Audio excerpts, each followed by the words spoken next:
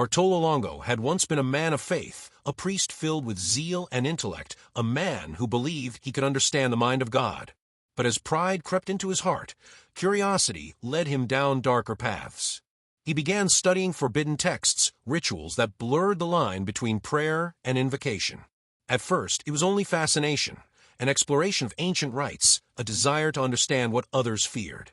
Yet the deeper he went, the more his soul trembled beneath the weight of invisible things. The voices began softly, like whispers carried by the wind through the corridors of his room.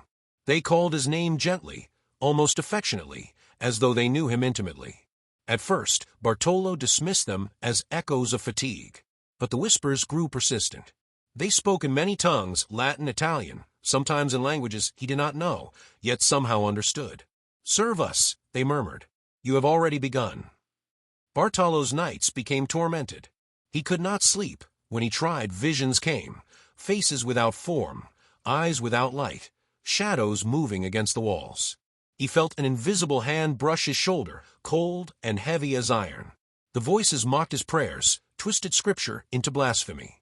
And worst of all, a part of him began to believe them. He felt power in their presence, a sense of forbidden knowledge that made his heart race. He told himself he could control it, that he could bend darkness to serve light. But darkness has no master. In time, Bartolo was no longer the man he had been. His face grew pale, his eyes hollow. Friends avoided him, sensing something unnatural.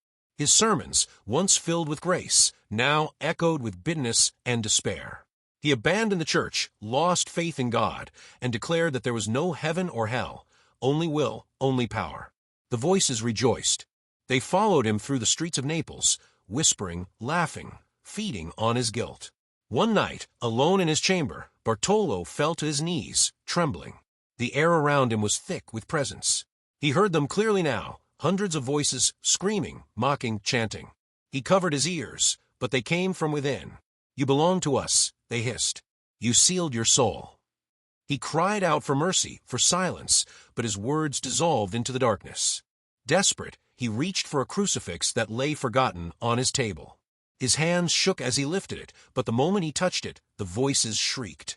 And then, in the chaos, a single voice rose above the others, soft, pure, unlike any he had heard before.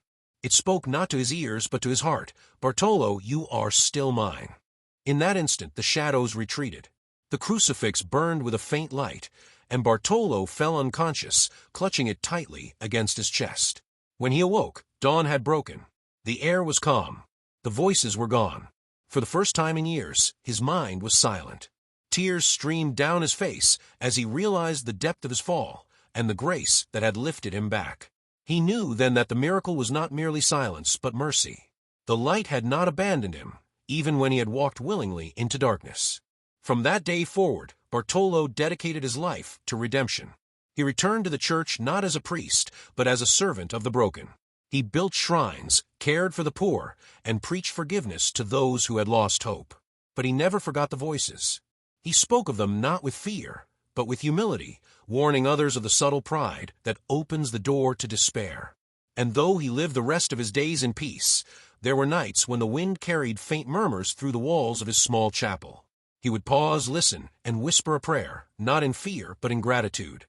For he knew that the voices which had once sought to destroy him had become the echo of his salvation, the reminder that no darkness is too deep for grace to reach. And thus, Bartolo Longo's legacy became a testament not to perfection, but to mercy. The man haunted by voices became the messenger of light, proving that even those who walk through the shadows can still find their way home. Years passed after the night Bartolo Longo was freed from the voices, but the memory of that unseen struggle never left him. He devoted himself to helping others who lived in the same kind of darkness he had known, the lonely, the poor, the ones who heard whispers of despair in their hearts. In the quiet town of Pompeii, where ruins of the ancient world stood like silent witnesses, Bartolo found his purpose. He built a small chapel there, a place of prayer and healing. He worked with his hands until his skin split, until the stones themselves seemed to hum with a strange warmth. But even in this new life, strange things began to happen. People who visited the chapel spoke of hearing faint voices too, but these were not the voices of torment. They were soft, guiding, calling them toward peace.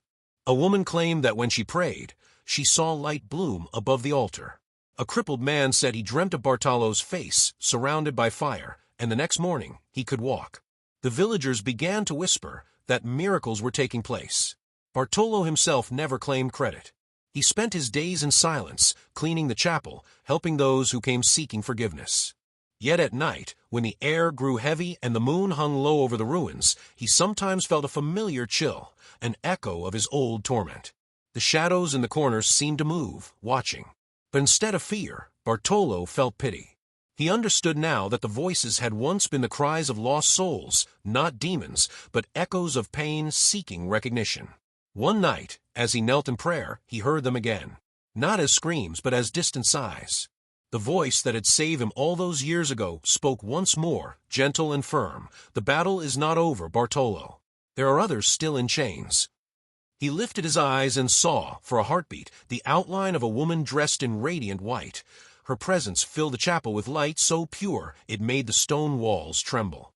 She looked at him with sadness and love. "Build a place," she said, "where those who are lost may remember mercy." And then she was gone. Bartolo understood.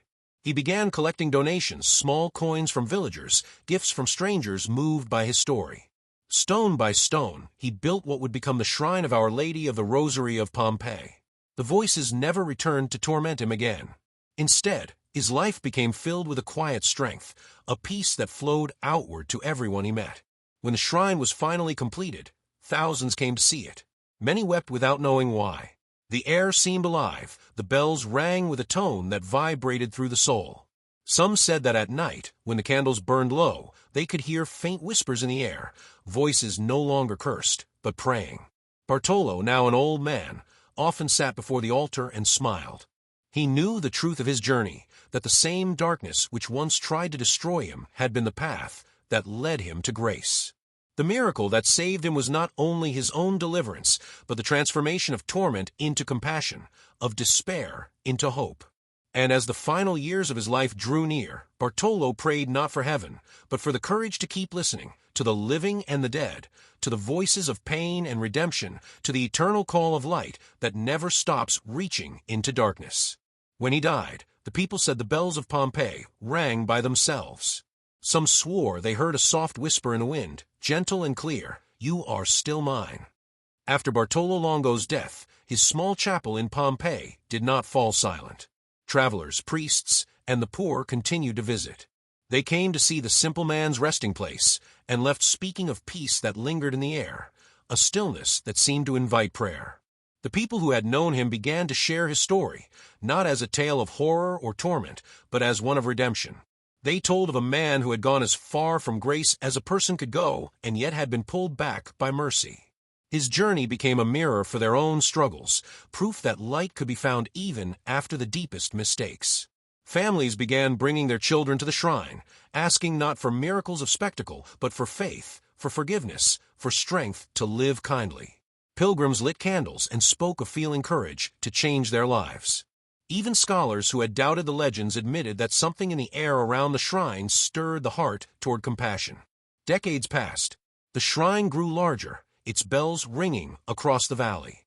Bartolo's name became known throughout Italy, and his story crossed the sea. People wrote letters about how reading his life had lifted them from despair.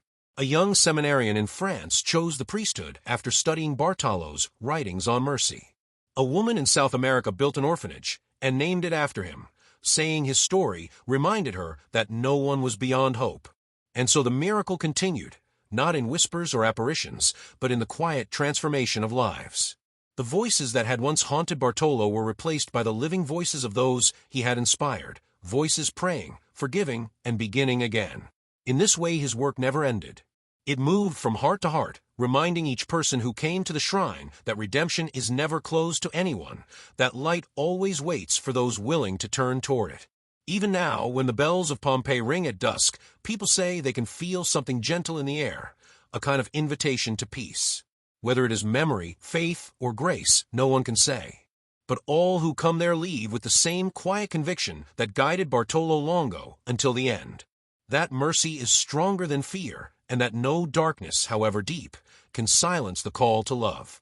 And so, as the years stretched into centuries, the story of Bartolo Longo passed from generation to generation, no longer as a tale of fear, but as a symbol of redemption and hope. Pilgrims still came to Pompeii, some out of faith, others out of curiosity, but all of them left changed.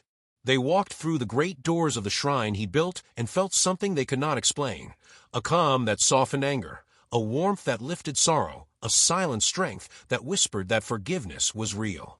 In the quiet hours of evening, when the sun dipped behind the hills and the bells echoed across the valley, the town seemed to breathe with peace. Children played near the steps of the shrine, monks tended the gardens, and prayers rose like music into the fading light. The people spoke softly of Bartolo, not as a saint who had lived above them, but as a man who had once fallen as deeply as they had, and who found his way home. In that truth lay the heart of his miracle, that no soul is lost forever, that even those who walk through darkness can find light again. Bartolo's life became proof that redemption does not erase the past, it transforms it, turning every wound into a doorway through which compassion can enter the world. And as the evening wind moved through the olive trees, carrying the sound of the bells into the distance, it was said that if one listened closely, one could hear a faint whisper, not of torment, but of peace. "You are still mine." The words that had once saved him now seemed to belong to everyone who came seeking hope. And in that eternal echo, the story of Bartolo Longo found its true ending, not in darkness, but in light that never dies.